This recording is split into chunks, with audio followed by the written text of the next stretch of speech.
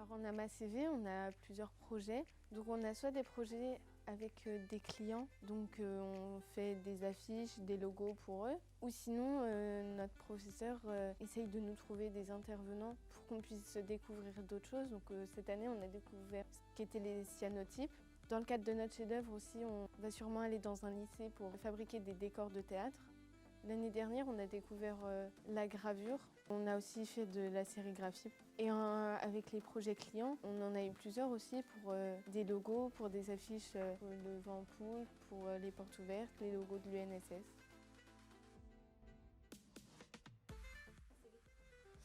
Alors, ce qu'on fait en AmaCV, vous allez retrouver plusieurs matières, la technologie, où on va apprendre aussi bien les différents procédés d'impression, la fabrication du papier, ce genre de choses. Vous allez retrouver des cours d'histoire de l'art, des cours de graphisme, où les élèves vont pouvoir découvrir les différentes techniques graphiques, les tendances actuelles et se perfectionner aussi au niveau du graphisme.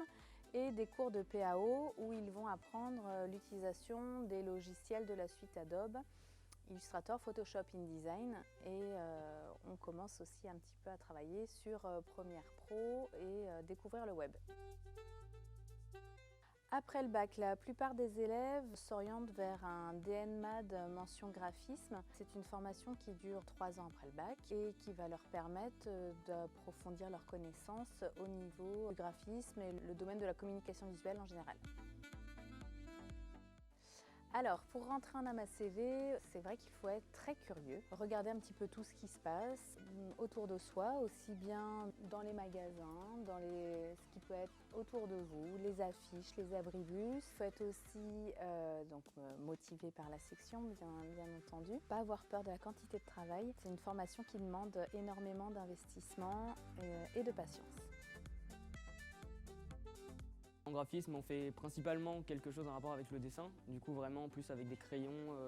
On apprend la peinture, l'aquarelle, la craie grasse et tout ce qui entoure ceci. Le travail des plus grands, on va dire, que ce soit dans les sections ou les classes au-dessus, ça nous donne envie d'avancer et de continuer d'apprendre. Après, il y a aussi la classe en général, parce qu'on n'est pas beaucoup et on rigole bien, on est soudés entre nous. Puis même les professeurs, ils nous aident à apprendre quand on a des difficultés, puis voilà.